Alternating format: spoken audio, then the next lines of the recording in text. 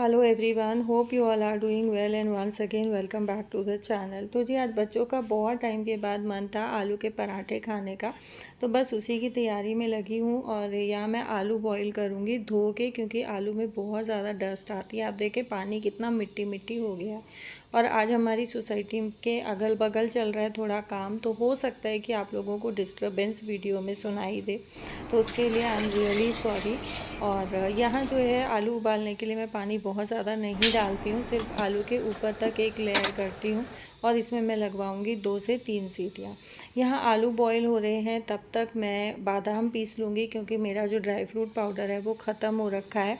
और फ़िलहाल जो है काजू भी मेरे ख़त्म हो रखे हैं, तो इसलिए आज मैं सिर्फ बादाम लेने वाली हूँ। भुनी हुई मूँगफली भी मेरी ख़त्म हो रखी है, तो यहाँ मूंगफली भी साथ साथ मैं भून के और जो है इसका पाउडर बना के रख लूँगी। अच्छा, बहुत सारी बहनों के कई बार कमेंट्स आते हैं कि दीदी हमारी ना मूंगफली जल जाती है, पता नहीं चलता है, तो आप कैसे भूनते हो? तो मैं बिल्कुल सिम गैस पे भूनती हूँ। और पहचान यही है कि इस तरीके से जब मूंगफली का छिलका उतरने लग जाए, इट मीन्स मूंगफली जो है वो अच्छे से भुन गई है। यहाँ मूंगफली भुन गई है, मूंगफली ठंडी होंगी तब तक मैं अपना और आगे का काम निपटाऊंगी। इसको रख दूंगी साइड में। यहाँ आलू का प्रेशर ख़त्म हो गया है, तो आलू को निकाल लेंगे। बॉईल होने के बाद आलू को भी हमें बहुत ज़्यादा देर तक पानी में नहीं छोड़ना चाहिए, नहीं तो आलू पानी पी लेते हैं।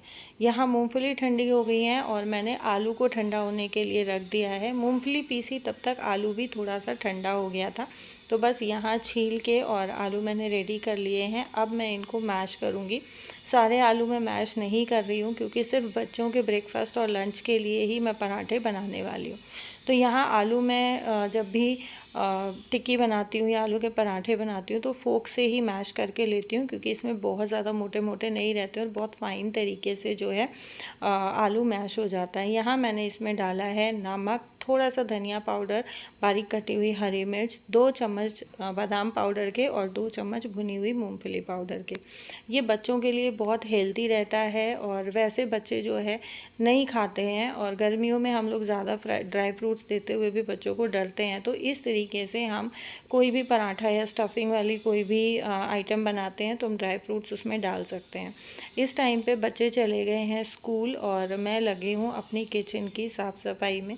साफ़ सफाई एक्चुअली डेली होती है, लेकिन इस तरीके की जो डस्टिंग होती है वो डीप डस्टिंग जिसको हम बोल सकते हैं, तो ये मैं हफ्ते में एक बार करती हूँ। अगर मुझे लगता है कि खाना बनाने से बहुत ज़्यादा जो है तेल या मिर्च मसाले वगैरह ड्रॉर्स के जो हैं दरवाज़े पे आ गए हैं, तो मैं 3 दिन में 4 दिन में भी इनको अच्छे से साफ़ कर देती हूँ।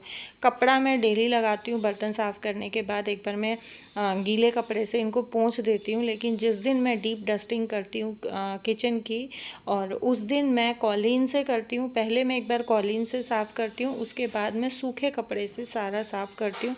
अगर फिर भी मुझे ये लगता है कि कहीं पे दाग है और कॉलीन से दाग नहीं निकला है, तो मैं सर्फ से एक बार जो हमारा डिश वॉशर होता है उससे अच्छे से साफ़ कर देती हूँ। कबर्ड्स के जो दरवाजे हैं वो मैंने सारे क्लीन कर दिए हैं। और अब बारी आती है फ्रिज की। तो मेरा किचन ये वाला बहुत छोटा है, तो मैंने फ्रिज के ऊपर का ये स्पेस भी कुछ इस तरीके से यूटिलाइज़ किया है, और इसको भी मैं हफ्ते में एक बार ज़रूर अरेंज करती हूँ, क्योंकि बच्चों के हाथ लगते हैं, स्पून वगैरह निकलती है, डब्बे चीनी पत्ती के बच्चे उठाते हैं, तो सामान इधर उधर हुए बिना नहीं रहता है। अच्छा, जब हम यहाँ इस नए फ्लैट में आए थे ना, तो मेरा मन था, बहुत सारी चीज़ें मैंने सोची थी, मैं ऐसे करूँगी वैसे करूँगी, ऐसे अपने घर को ऑर्गेनाइज़ करूँगी। और अब धीरे धीरे मैं उन चीज़ों पे काम कर रही हूँ। किचन को आज मैंने अपनी तरफ से पूरा चकाचक कर दिया है, अच्छे से क्लीन करके। सिर्फ ड्रॉर्स बाकी रह गए हैं, उनको भी मैं धीरे धीरे करके और अरेंज कर लूँगी। यहाँ मैंने ये 2 वेजिटेबल बास्केट ले रखी हैं, जो फ्रिज कंटे बास्केट्स एक्चुअली ये होती हैं ओपन वाली। तो इसमें एक बास्केट टूटी हुई आई थी, और जो ये ब्लू वाली बास्केट है इसका शेप ख़राब है, तो इसको दोनों को ही मैं यूज़ करती हूँ फ्रिज के ऊपर। इनको मैं फ्रिज के अंदर वेजिटेबल्स डाल के नहीं रखती हूँ, क्योंकि डर रहता है बच्चों के हाथ में ना लग जाए, क्योंकि टूट के इसकी किनारी निकली हुई है। तो बस दोनों में, एक में मैं टिश्यू पेपर्स रखती हूँ और दूसरी वाली में मेरे चीनी पत्ती के डब्बे आ जाते हैं। यहाँ एक और बास्केट मैंने लगा के रखी है, और इसमें मैं सोच रही थी कि मेरे दोनों घी के डब्बे आ जाएं, बट इसमें एक ही डब्बा घी का आया। अब एक डब्बा बास्केट में रखती, दूसरा बाहर, तो वो जगह फिर अननेसेसरी खाली रह जाती। तो मैंने बास्केट हटा के दोनों डब्बे वैसे ही अरेंज कर दिए और साइड में लगा दिया है अपना कटलरी सेट। अब मेरी बारी आती है थोड़ा सा शॉपिंग के लिए जाने की, क्योंकि मैं जब भी शॉपिंग के लिए जाती हूँ ना, मेरा अचानक से प्लान बनता है और बस घर का सारा काम ख़त्म करने के बाद ये हुआ, भावना का कॉल आया कि मैं भी आज फ्री हूँ। तो मैंने कहा फ्री है तो चलते हैं मार्केट। यहाँ सारे लाइट पंखे सब चल रहे थे और भावना नीचे आ गई है, वेट कर रही है। तो बस अभी हम लोग निकल रहे हैं मार्केट के लिए और आज हम जा रहे हैं गुड़गांव की मार्केट। देखेंगे कुछ एक अगर सूट पसंद आएंगे तो सूट लेके आएंगे, कुछ एक मुझे पौधे लेके आने हैं और गमले जो मेरे खाली रखे हैं उनके लिए मिट्टी मुझे नहीं मिल पा रही है, तो मैं पॉट मिक्सचर के बैग्स लेके आऊँगी। मुझे बहुत अच्छा लगा ये वाला ऑप्शन पॉट मिक्सचर के बैग्स का। हालांकि 120 रुपये का 10 किलो आता है, मिट्टी के मुकाबले बहुत महंगा पड़ता है, लेकिन फिर भी ये ऑप्शन मुझे अच्छा लगा कि अगर आपके पास मिट्टी नहीं है, पॉट मिक्सचर में उतना वज़न भी नहीं होता है, तो आप पॉट मिक्सचर के साथ जा सकते हैं।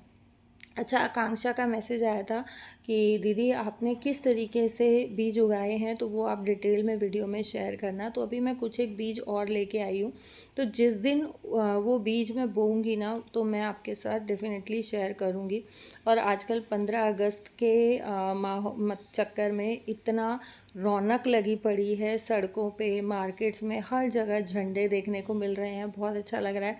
जब भी कोई त्यौहार आता है ना, तो बाज़ारों की एक रौनक अलग ही हो जाती है।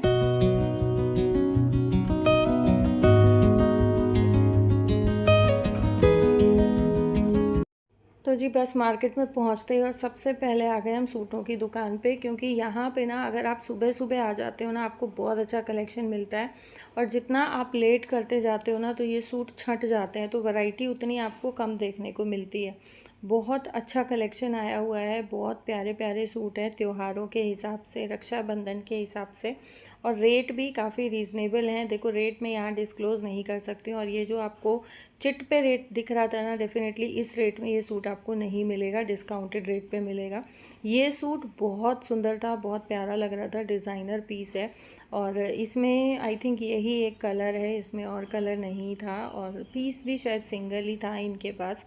रेड कलर में ये कुछ सूट हैं, बंदेज के सूट हैं, काफ़ी सारा पैटर्न जो है शॉप पे आया हुआ है। और मैं लेके आई थी 2 सूट। कौन कौन से लेके आई हूँ वो मैं आप लोगों को नेक्स्ट ब्लॉग में दिखाऊंगी। पिछले सूट भी बचे हुए हैं, वो भी मैं आपको नेक्स्ट ब्लॉग में शेयर करूंगी कि मैं आज कौन से लेके आई हूँ और पहले कौन से लेके आई थी।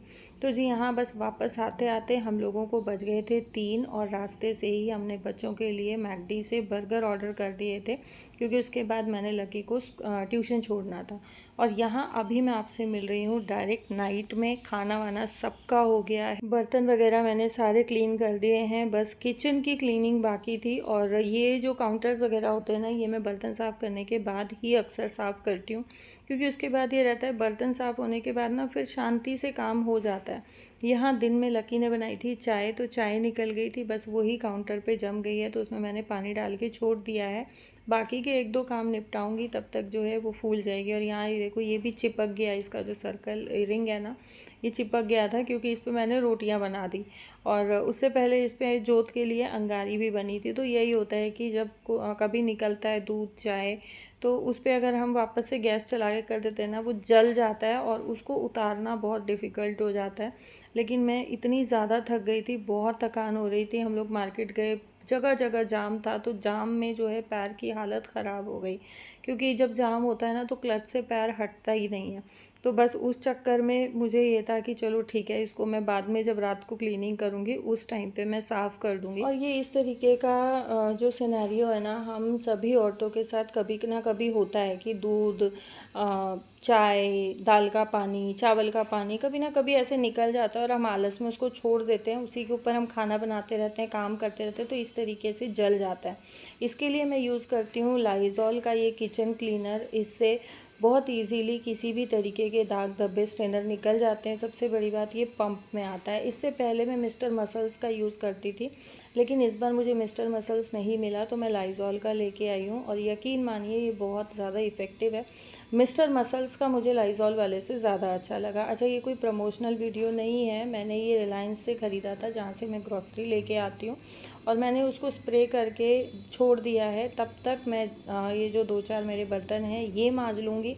तब तक वो जो हमने स्प्रे किया है उससे जो चाय का दाग है जला हुआ वो फूल जाएगा अच्छे से, और हमें बहुत मेहनत नहीं करनी पड़ेगी। हम क्या करते हैं, स्टील वाले जूने से उसको रगड़ के मांजते हैं या चम्मच से खुरच देते हैं, तो उससे जो है हमारे जो स्टील की प्लेट्स होती हैं गैस की, उसमें स्टेन्स आ जाते हैं, दाग पड़ जाते हैं, निशान हो जाते हैं, तो वो बहुत ख़राब लगते हैं। तो इस तरीके के क्लीनर्स जो होते हैं बहुत ज़्यादा कॉस्टली भी नहीं होते हैं, और बहुत ज़्यादा डेली यूज़ में भी हम लोग यूज़ नहीं करते हैं, तो ये काफ़ी लंबे समय तक चल जाते हैं। तो बस ये मैं ज़्यादा प्रेफर करती हूँ कि इस तरीके के जो भी क्लीनर्स मुझे मार्केट से लेने हैं वो मैं मार्केट से लेती हूँ। जो क्लीनर्स मैं DIY कर सकती हूँ वो मैं DIY करती हूँ, और आप लोगों के साथ भी मैं टाइम टू टाइम शेयर करती रहती हूँ।